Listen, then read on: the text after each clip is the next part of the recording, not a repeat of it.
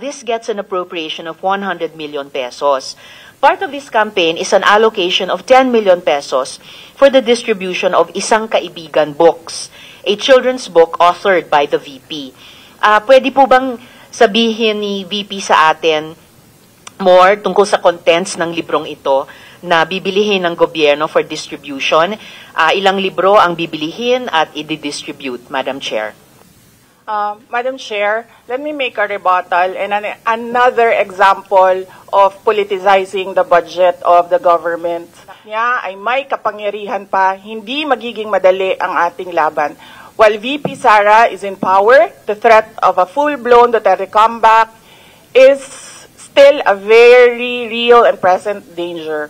For one, they are supported by one major superpower, China. So that is an example of politicizing the budget of the government.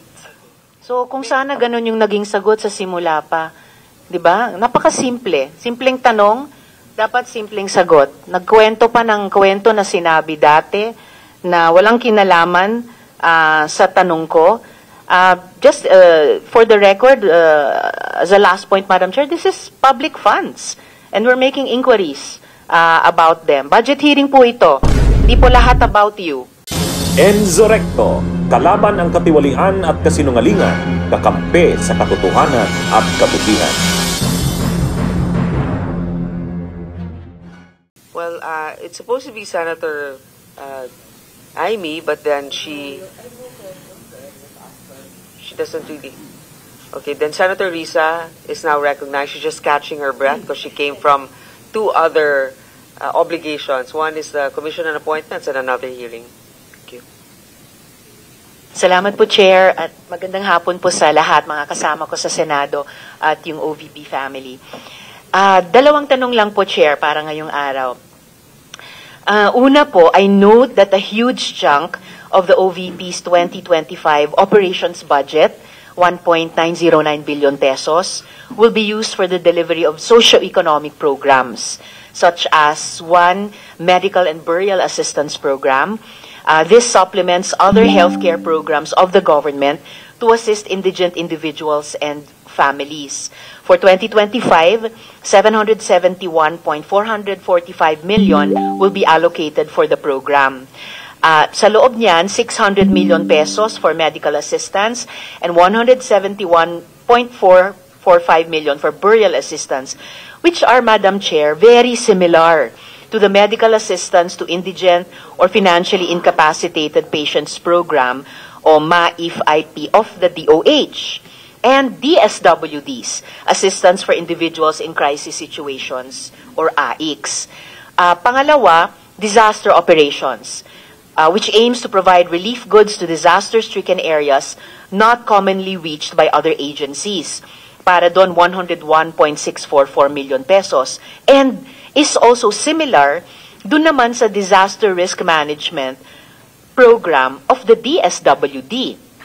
Third, relief for individuals in crisis and emergencies, or providing food boxes or food items to families who are ineligible for OVP's other services, so 50 million pesos, which is also similar to DSWD's AICS. And last, Magnegosyo Taday, livelihood assistance for those with entrepreneurial skills, 150 million pesos, which is also similar to DOLE's naman, Integrated Livelihood Program o DLIP. So, ang tanong ko po dito, Madam Chair, anong nag-lead sa OVP na mag-consider na i-launch yung ganitong programs? May ginawa bang studies para suportahan yung pagkakaroon ng ganitong programs na parallel naman sa katulad at existing programs ng iba't iba nating line agencies, Madam Chair? Yes, Madam Chair. Thank you. Noong ako po ay nangampanya, 3 lang po yung sinabi ko na plataforma. Una po, trabaho. Pangalawa po, edukasyon. At 3, mapayapang pamumuhay para sa ating mga mamamayan. Nung pumasok po kami sa Office of the Vice President, tiningnan po namin ang mga pinakamaraming requests ng ating mga kababayan. Una-una po, ang lagi po naming natatanggap na request ay medical and burial assistance. Pangalawa po ay financial assistance. Pangatlo, lagi silang humihingi ng tulong sa pagkain. At pang-apat, very recently, sa tali ng mga requests? No. Yes, sa tali ng mga requests is yung educational assistance na sinasabi ng mga kababayan natin. Sinasabi namin lagi sa kanila, libre naman yung public schools. Ngayon ay libre na rin yung higher educational institutions. Pero sinasabi nila nahihirapan kasi sila sa plete, nahihirapan sila sa pabaon ng mga bata at sa pagkain ng mga bata. Kaya meron kaming bago, ito yung educational assistance. At ang panghuli naman, lagi naming natatanggap na request galing sa ating mga kababayan ay kapag sila ay naging biktima ng disaster, whether man-made or natural disasters. So sila po ay lumalapit sa Office of the Vice President. Totoo po, merong mga ibang local government units at ibang national government agencies na ganito po ang kanilang programa. Pero po, nung ako ay umupo as a Vice President, I took an oath, and doon sa oath, I said that I will do justice to every man. So hindi po kami pwedeng humindi sa mga tao na humihingi ng tulong, lalong-lalo na ay kaparte ng gobyerno ang Office of the Vice President. Salamat, VP, Madam Chair. Sabi nga ng VP, Madam Chair, libre na yung public school, libre na rin yung higher education, bagamat ni-note nila na sinasabi ng mga nagre-request na nahihirapan pa rin sila sa ilang mga programs na nakalodge sa ilalim ng libreng edukasyon na iyan. Kaya nga kinonsider nilang mag-launch ng ganitong mga katulad na programs. Iko-consider ba ng VP na i-lodge na lang yung mga budgets nitong mga programa doon na lang sa mga line agencies natin? Tapos, mag-request na lang ang OVP ng allocation para in sync sa priorities ng executive department sa halip na magkaroon pa ng hiwalay pero magkatulad naman na programa, Madam Chair. Madam Chair, we only submit the budget and we leave it to the discretion of all the members of Congress to decide on the budget. We can only propose a budget for the Office of the Vice President. Pero magbibigay po ako ng halimbawa kung ganun po ang gagawin natin. Tulad po ng AIX ng DSWD.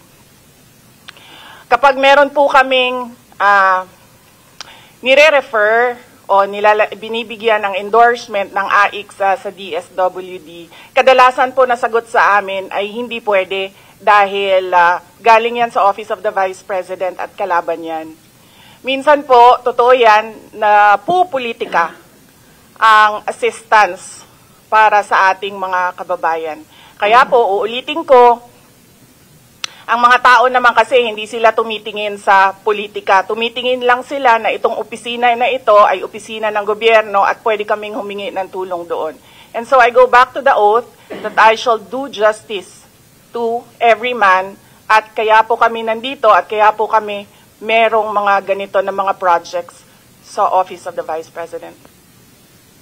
Salamat, VP, Madam Chair. Wini-welcome ko yung sinabi nila na the VP would leave it to the discretion of the members of Congress. Medyo nagitla ako nung sinabing minsan pag may nire-refer ang OVP para sa AIX, ang feedback ay kalaban niyan. Dahil, Madam Chair, I believe tayo sa Kongreso when we appropriate the budget, merong implicit na assumption tayo doon na pagkatapos, in the exercise of our oversight function, yung parehong level ng professionalism we demand of ourselves ay resumption of regularity, ina-expect natin sa lahat ng members ng executive, lalo na when they are working together. Kaya, gaya ng sinabi ko kanina, wini-welcome ko yung sinabi ni VP na they would leave it to the discretion of the members of Congress, and tayo naman ay hindi tayo bibitaw sa mahigpit nating pag-ensure na these programs be implemented by the appropriate agencies o kahit in collaboration with each other na naaayon talaga sa tamang standards above partisan politics. And therefore, at the proper time, Madam Chair, gagawa ako ng proper motion para i-lodge yung budgets ng mga programang ito sa line agencies na may klarong opportunity for OVP na mag-request for allocation as for other offices in the executive. Yung huling tanong ko sa ngayon, Madam Chair, for 2025, one of the OVP's programs, Pagbabago Campaign, 1 Million Learners Entries, involves the provision of bags to 1 million learners in remote communities while initiating tree planting activities. This gets an appropriation of 100 million pesos. Part of this campaign is an allocation of 10 million pesos for the distribution of Isang Kaibigan books, a children's book authored by the VP. Pwede po bang sabihin ni VP sa atin more tungkol sa contents ng librong ito na bibilihin ng gobyerno for distribution? Ilang libro ang bibilihin at i-distribute, Madam Chair? Okay. Yes. Madam Chair, let me make a rebuttal and another example of politicizing the budget of the government. Ito pong sinabi ni Senator Risa Ontiveros na at the proper time she'll make a motion to lodge the budget, the requested budget of the OVP to the other agencies. Let me just quote Senator Risa during the Akbayan Congress. Alam ko po na ang daming kalat ni Duterte na hirap tayong linisin. Ang kadiliman noong panahon niya ay talaga namang nanuot sa ating lipunan para mansa na napakahirap tanggalin. At habang ang anak niya ay may kapangyarihan pa, hindi magiging madali ang ating laban. While VP Sara is in power, the threat of a full-blown Duterte comeback is still a very real and present danger. For one, they are supported by one major superpower, China. So that is an example of politicizing the budget of the government. May we request, Madam Chair, that Senator Risa Ontiveros repeat the last question? I will certainly, if you request, Madam Chair, repeat my question dahil walang kinalaman sa kasasabi lang ng VP ngayon. Alam nating lahat na miyembro ng iba't ibang partido, yung speeches natin sa ating mga kamiyembro sa mga party congresses ay hiwalay na event dito sa budget debates. So, I really take exception dun sa sinabi ni VP na rebuttal iyan dahil halimbawa ito sa politicizing. In fact, wala akong tinanong tungkol sa China o kahit sino pa mang ibang bansa dito sa budget hearing na to. I am asking about yung national budget na ipapasa natin sa Kongreso para sa bansang Pilipinas sa taong 2025. At ang pangalawang at huling tanong ko sa ngayon, before I make at the proper time propose an amendment which may or may not be accepted by the chair and by the colleagues para nga mas i-align ang mga kaperahan natin, lalo na't masikip ang fiscal space natin doon sa mga appropriate programs sa appropriate agencies na malayang-malaya ang OVP makipag-partner sa kanila tulad ng sino pang opisina sa executive. Ang tanong ko po ay ilang mga libro ng Isang Kaibigan ay bibilihin at i-distribute at ano, if the VP could tell us more about the contents ng librong ito. Madam Chair. Madam Chair, the book is not for sale. We only pay for the publication of the book. And we will send Senator Ontiveros a copy so that she will know what is the content of the book. Oh, this question is not only for me, Madam Chair, para rin para sa mga kasama dito sa budget hearing. Baka ilang araw pa bago mapadala at mabasa ko, which I certainly will. But I am asking a question bilang isang mambabatas sa head of agency ng isang opisina sa executive dito sa budget hearing na to. Simpleng tanong, Tell us more about the book, Isang Kaibigan, at ilang kopya nito ang bibilihin ng gobyerno sa halagang 10 milyong piso at i-distribute sa kasama ng mga bags sa 1 million learners sa remote communities. Madam Chair.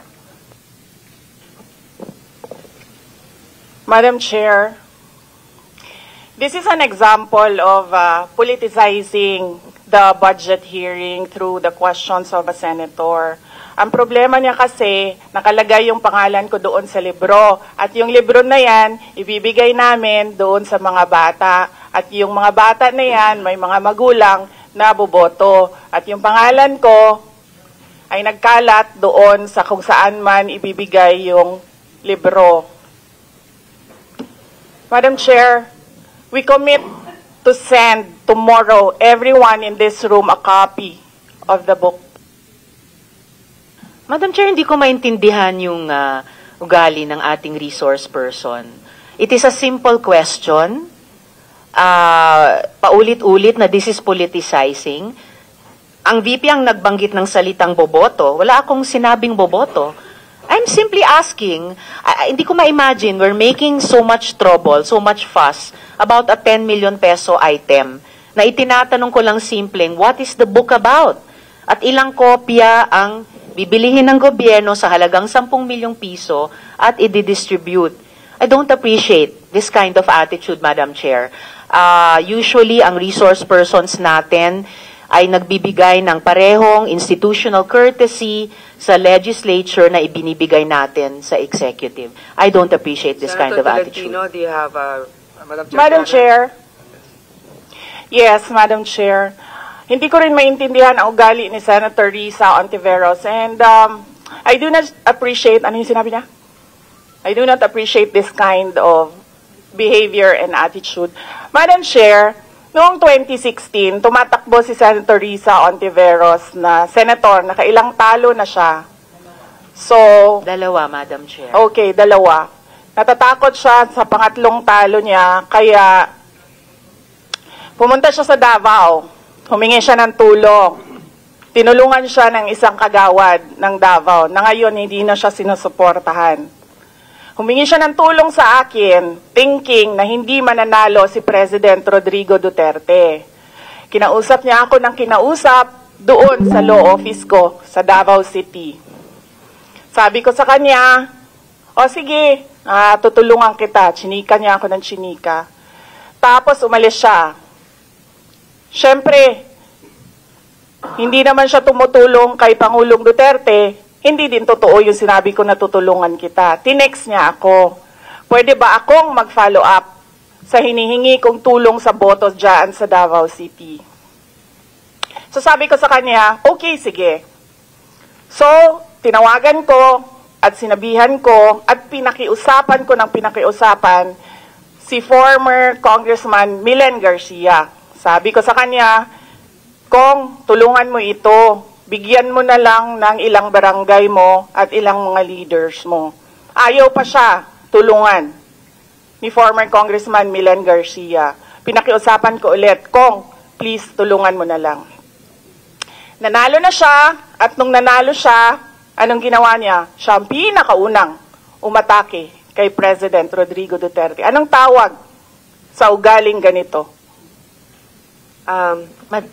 With due respect to our resource persons and also our colleagues, I think this doesn't really, I understand there's history among all of us here, but I think that we should really stick to the budget, and I think this is just being very objective. I would like to ask also, since we're going to be furnished a copy tomorrow, we can look at it and evaluate what the content of the book is. But maybe just a general, we won't ask line by line, ano ba yung libro na yan. But tell me, is it for good manners and right conduct? That's fine. Is it science? Is it history? So maybe just a general one, so we can just answer it. Because I understand that every office will have its own advocacy and initiative. So, but then, I don't think it's also wrong for us to be curious what it is about. So just a general one. Any of the undersecretaries can tell me what the topic of the book is? Is it history? What is it? Madam Chair, the explanation is in the title, Isang Kaibigan. It's about friendship. Okay. Then that's for the record. It's about friendship. Madam Chair, just a last point. Okay. So, kung sana ganun yung naging sagot sa simula pa, di ba? Napakasimple. Simpleng tanong, dapat simpleng sagot. Nagkwento pa ng kwento na sinabi dati na walang kinalaman sa tanong ko. Just for the record, as a last point, Madam Chair, this is public funds. And we're making inquiries about them. Budget hearing po ito. Hindi po lahat about you. Pera po ito ng taong bayan. Okay. For the record, I Madam think, Chair. let's Thank not you, get Madam Chair. personal, but Yes. I understand it. May kulanong salita na ang ibig sabihin dito ay ang pagkakaisa. Bunyog Party List.